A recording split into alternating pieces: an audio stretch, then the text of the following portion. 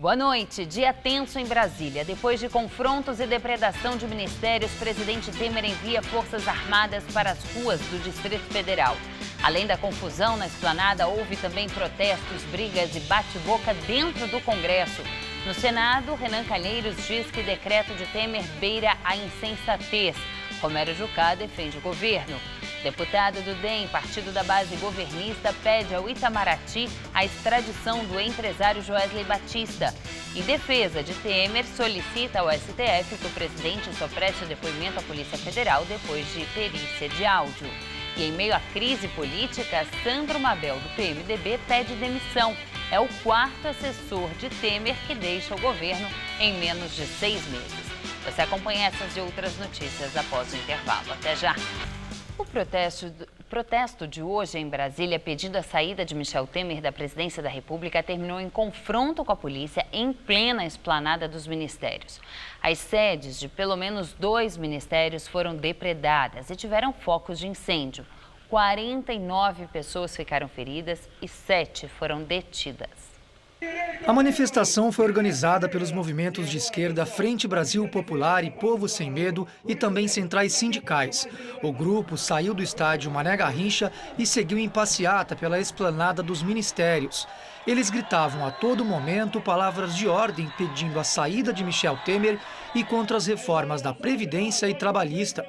Os manifestantes pediam a convocação de eleições diretas e a renúncia imediata do presidente. O Temer é um irresponsável, ele coloca o Brasil numa crise sem tamanho. Eu acho que ele está negociando a saída, que ele não quer sair diretamente do Jaboru para Papuda. O clima ficou tenso e houve confronto com a polícia militar. Alguns manifestantes lançaram explosivos e os policiais utilizaram bombas de efeito moral. Várias pessoas revidaram com paus e pedras e montaram barricadas para evitar o avanço das tropas policiais. Houve muita correria e gritaria. Algumas pessoas ficaram feridas com estilhaços de bombas. Segura ele, eu tô sozinho, presta atenção. Veio muito gás lacrimogêneo, muito gás, e eu senti só a pancada, a bala de borracha acertou no meu olho. A cavalaria da Polícia Militar foi acionada para tentar conter o tumulto. Ao chegarem no ato, os policiais foram atacados. Parem a cavalaria! No meio da confusão, fachadas e janelas de vários ministérios foram depredadas. Os manifestantes atearam fogo no hall de entrada do Ministério da Agricultura. Os bombeiros precisaram agir para conter as chamas. Essas imagens mostram a destruição causada pelo fogo. Computadores e documentos foram destruídos. Diversas repartições públicas tiveram as vidraças depredadas. No meio da tarde, o governo determinou que as Forças Armadas reforçassem a segurança no Congresso. O uso do Exército, permitido pela Constituição, era para cumprir a chamada garantia da lei e da ordem em Brasília, o que geralmente acontece quando há um esgotamento das forças tradicionais de segurança. A autorização para que isso fosse feito veio no meio da tarde por meio de um decreto assinado pelo presidente Michel Temer e publicado em uma edição extraordinária do Diário Oficial da União, estabelecendo que o uso dessas tropas está permitido de hoje até o próximo dia 31 de maio. Durante o anúncio do decreto presidencial sobre a aplicação das forças militares no Distrito Federal, o ministro da Defesa, Raul Jungmann, criticou duramente a atitude dos manifestantes. Ela degringolou na violência, no vandalismo, no desrespeito, na agressão ao patrimônio público, que é inaceitável a baderna, que é inaceitável o descontrole. Cerca de 1.500 homens do Exército vão fazer a segurança da capital federal. Eles começaram a desembarcar na cidade no início da noite. O presidente da Câmara, Rodrigo Maia, do DEM, desmentiu o ministro da Defesa e disse que não solicitou a convocação do Exército. Em ofício divulgado agora à noite, Maia pede ao governo federal que os homens da Força Nacional, não do Exército, garantam a ordem na esplanada. O presidente da Câmara diz que Raul Jungmann precisa repor a verdade. Também houve confusão entre manifestantes e polícia no Rio de Janeiro durante protesto contra o aumento da contribuição previdenciária dos servidores estaduais em frente à Assembleia Legislativa. A polícia cercou o prédio da Alerj enquanto era votada a elevação da contribuição de 11% para 14%. A medida entrará em vigor em 90 dias e só se os salários atrasados forem pagos. Houve confronto entre a polícia e os manifestantes e bombas de gás foram usadas para tentar dispersar o tumulto. O comércio de ruas próximas fechou as portas e o VLT teve a circulação interrompida. Carros que estavam estacionados na região chegaram a ser depredados. Confusão entre parlamentares. Protestos, brigas e bate-boca dentro do Congresso dividiram deputados a favor e contra a saída de Michel Temer da presidência da República. Assim que o confronto entre manifestantes e policiais militares do Distrito Federal começou na esplanada dos ministérios, parlamentares da oposição invadiram a mesa diretora da Câmara na sessão que estava sendo presidida pelo vice-presidente da Casa, André Fufuca, do PP. Com gritos de "Fora Temer" e exibindo faixas e cartazes, os deputados fizeram pressão para que a sessão fosse encerrada. Parlamentares do governo então reagiram à ação da oposição e começaram a rebater os gritos com palavras de ordem contrárias. Houve tumulto e bate-boca. No momento da confusão, o presidente da Câmara, Rodrigo Maia, do DEM, estava na residência oficial.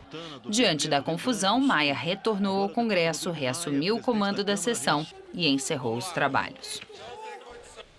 E a decisão de Temer foi criticada no Supremo Tribunal Federal. Durante a sessão, o ministro Marco Aurélio Mello disse ter ficado preocupado com a autorização do decreto para garantir a lei e a ordem no Distrito Federal. Ele chegou a afirmar que esperava que a notícia não fosse verdadeira. No ano passado, a presidente Dilma solicitou para que as Forças Armadas atuassem no Rio de Janeiro para garantir a segurança nas Olimpíadas. Os policiais militares do Rio ameaçavam uma greve durante o evento esportivo. Já no Senado, o líder do PMDB, Renan Calheiros, criticou duramente o decreto assinado por Temer. O presidente da legenda, o senador Romero Jucá, defendeu o governo. É constitucional chamar as Forças Armadas, senador Romero, mas beira a insensatez fazer isso no momento em que o país pega fogo. Beira a irresponsabilidade. Fazer isso dissimuladamente e atribuir a responsabilidade ao presidente da Câmara dos Deputados é um horror, é um horror. Se esse governo não se sustenta, é verdade ou não é, não serão as Forças Armadas que vão sustentar esse governo. Não adianta querer colocar ações do governo de forma distorcida. O presidente Michel Temer está chamando as Forças Armadas para se sustentar. Não. O presidente Michel Temer chamou as Forças Armadas porque um bando de marginais estava tocando fogo em ministérios. Foi isso que ele fez e tinha a obrigação de fazer. Antes que algum militar entendesse que não tem mais ordem no Brasil e aí, de modo próprio, pudesse agir. Nós agimos dentro da Constituição. A Secretaria de Comunicação Social da Presidência divulgou uma nota agora à noite informando que o decreto do presidente Michel Temer, que autoriza a presença das Forças Armadas nas ruas do Distrito Federal, será revogado após a ordem ser restabelecida. E agora vamos ao comentário de Josias de Souza, direto de Brasília. Ele fala sobre a crise política e o governo Temer. Brasília vive sob a atmosfera de franca anormalidade. Não bastasse a crise política, sindicatos e movimentos sociais transformaram o que deveria ser um ato pacífico contra Michel Temer e suas reformas num quebra-quebra que resultou em danos físicos e danos ao patrimônio de todos os brasileiros. A anormalidade se reflete também no Congresso. Ali, parlamentares oscilam entre a gritaria e o empurra-empurra.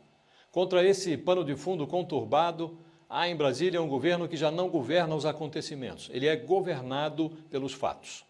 Nesse contexto, aproxima-se o momento em que Michel Temer terá que decidir que papel deseja desempenhar.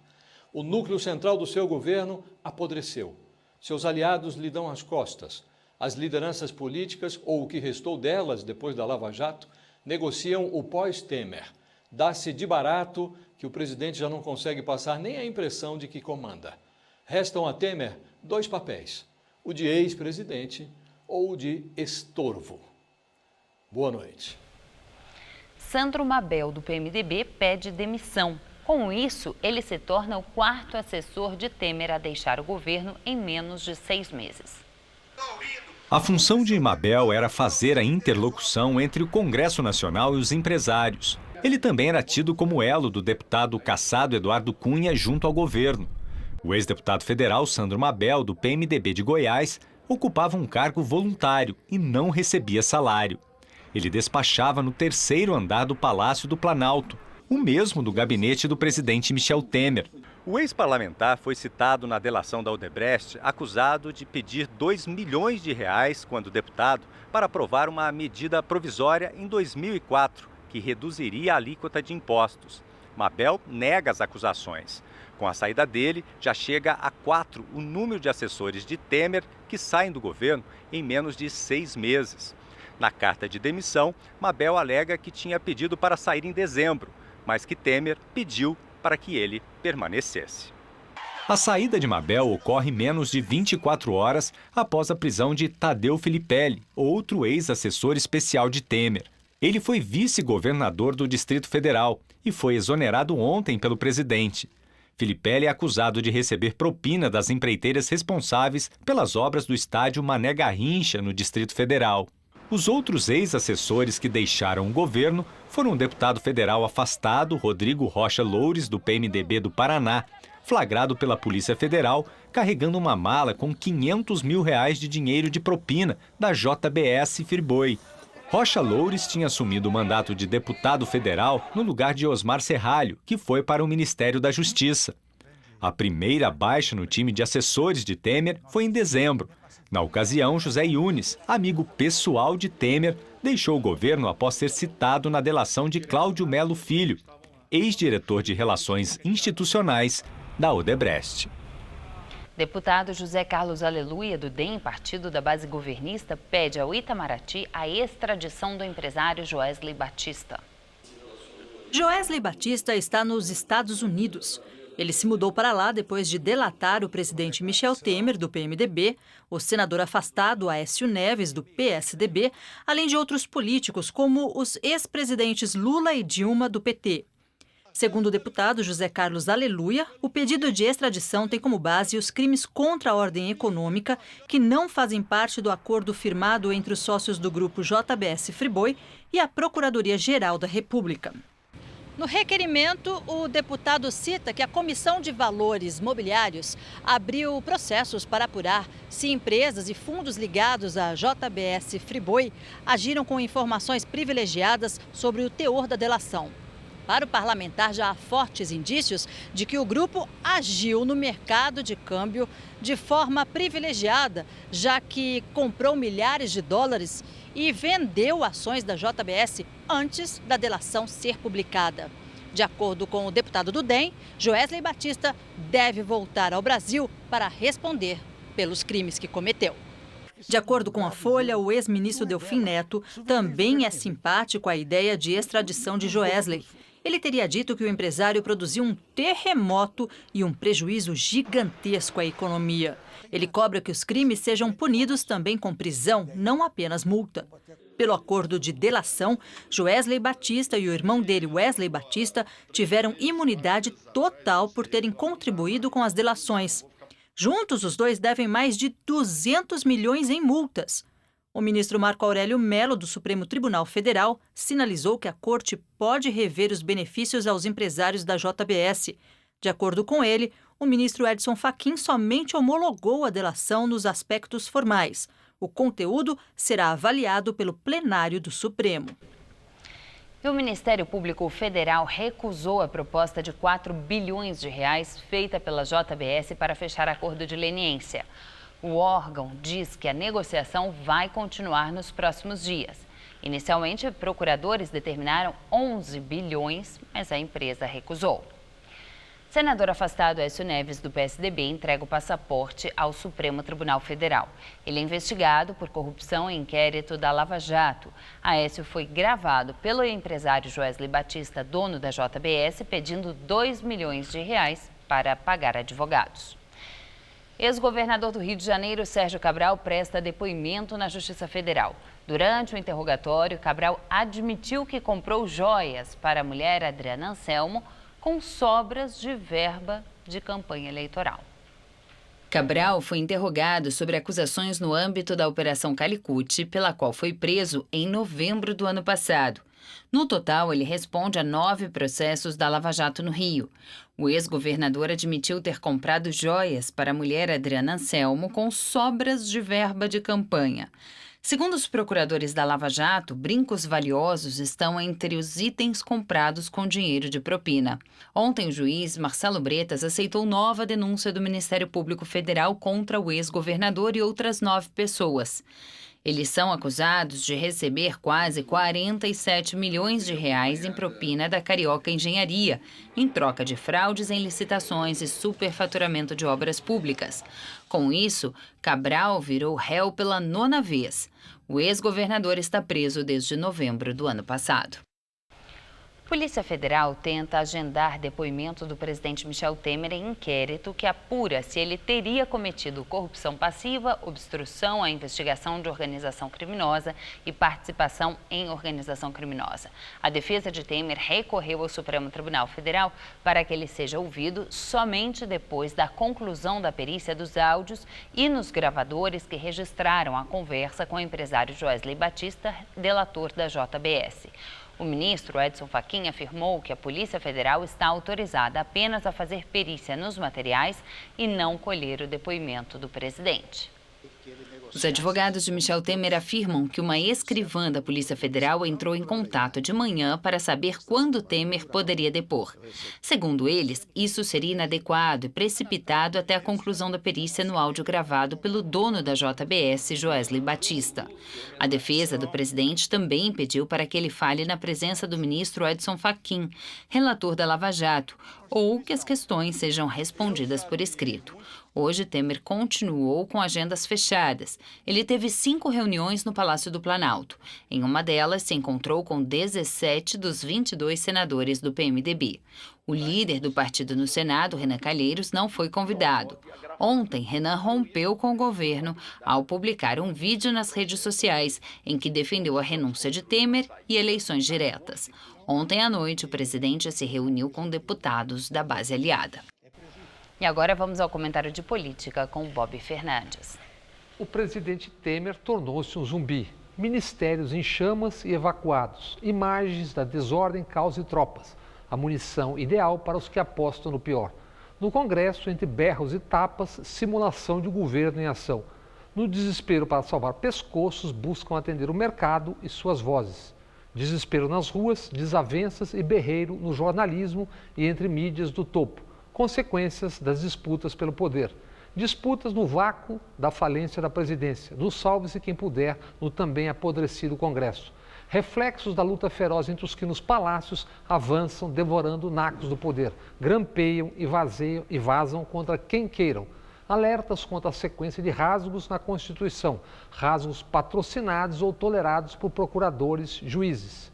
Diante dos alertas, clichê padrão obtuso e para obtusos. Contra a Lava Jato, em favor dos ladrões. Não, alertas em defesa da lei. Não se rompe leis em nome do cumprir a lei.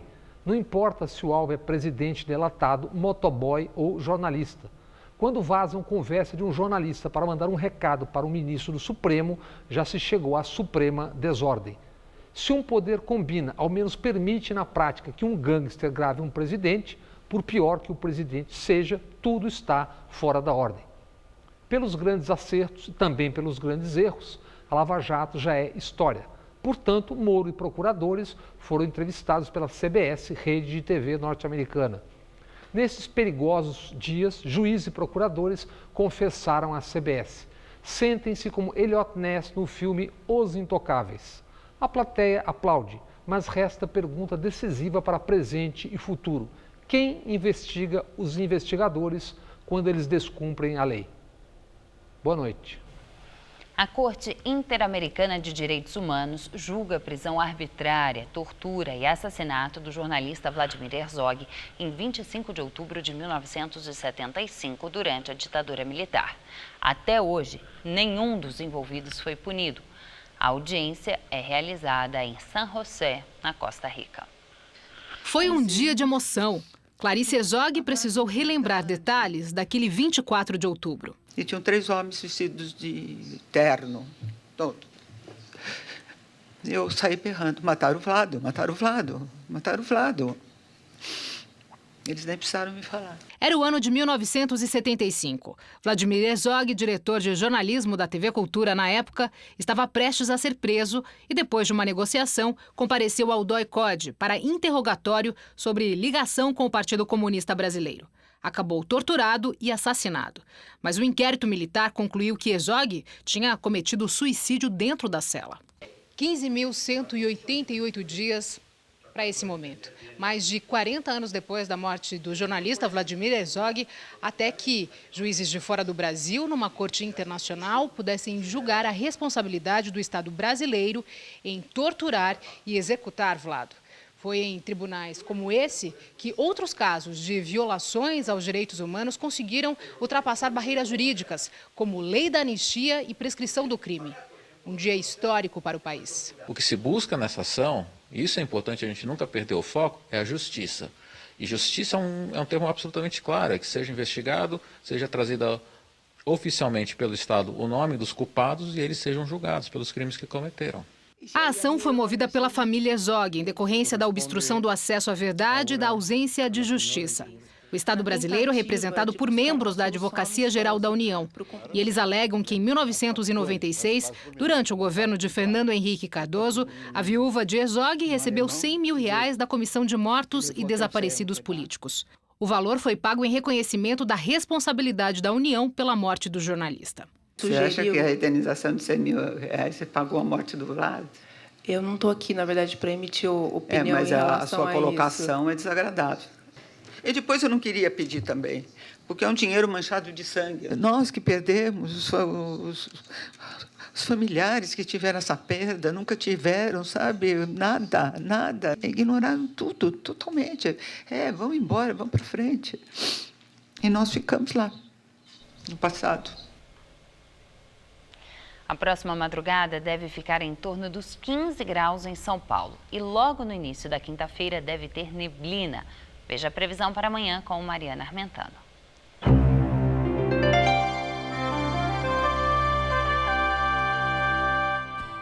Esse tempo seco vai continuar predominando. Segundo os meteorologistas, não temos previsão de chuva tão cedo aqui em São Paulo. Vamos ver como ficam os próximos dias? Nessa madrugada, mínima de 16 graus e máxima à tarde de amanhã de 27. Na sexta-feira, a máxima se mantém nesses 27 graus, com tempo bem parecido com o de hoje. E aí, no sábado, a nebulosidade aumenta um pouquinho, mas não chove. A máxima prevista é de 26 graus. Entre mais de 400 documentos anexados pela Procuradoria da República à nova denúncia contra o ex-presidente Lula, um e-mail apontou a preocupação do petista com os bichos que viviam no sítio de Atibaia, no interior de São Paulo. A mensagem foi encaminhada a um segurança do ex-presidente, enviada por um funcionário do Instituto Lula em outubro de 2014, com o título "Jaguatiricas em Atibaia?". O texto diz, respondendo à pergunta do presidente, que bicho comeu os marrecos? Provavelmente uma jaguatirica. A denúncia do Ministério Público Federal atribui ao petista propina para benefício próprio em obras e benfeitorias relativas ao sítio de Atibaia, custeadas ocultamente pelas empresas Chaim, Odebrecht e OAS. Lula é acusado de corrupção e lavagem de dinheiro de mais de R$1 milhão nas reformas da propriedade. Segundo a assessoria do ex-presidente, ele está em São Paulo e não tem agenda oficial para hoje e amanhã. Seus compromissos são pessoais e fechados.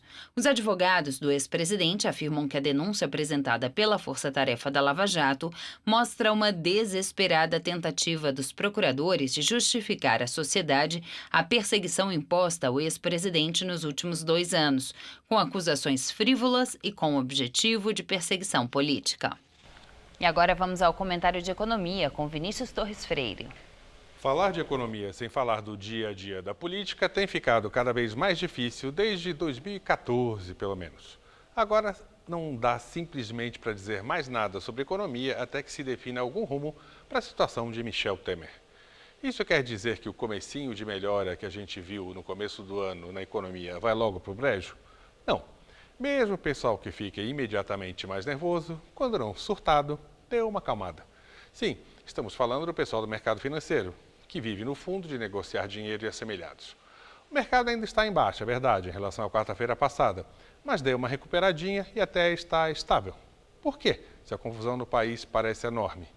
Porque o pessoal dono do dinheiro acha que pode haver uma saída que consideram razoável. Isto é, tudo muda para continuar na mesma. Como assim? A hipótese é a seguinte: Temer sairia do cargo em junho, caçado pelos crimes da chapa que elegeu Dilma e Temer em 2014. No seu lugar, ficaria um presidente eleito indiretamente, apoiado pela mesma coalizão de parlamentares que apoia Temer, que apoia o programa econômico de agora, com contenção de gastos e reforma trabalhista e previdenciária. Se vai ser assim mesmo, estamos ainda longe de saber. Temos vários escândalos novos por dia. Mas essa é a aposta otimista do mercado financeiro e é o que deseja quase todo o conjunto de empresários do país. Com ou sem Temer, o plano econômico deve ser o mesmo. Boa noite. Nós ficamos por aqui. A edição de hoje pode ser vista no site do Jornal da Gazeta. Fique agora com Rony Von, no Todo Seu. Uma ótima noite para você.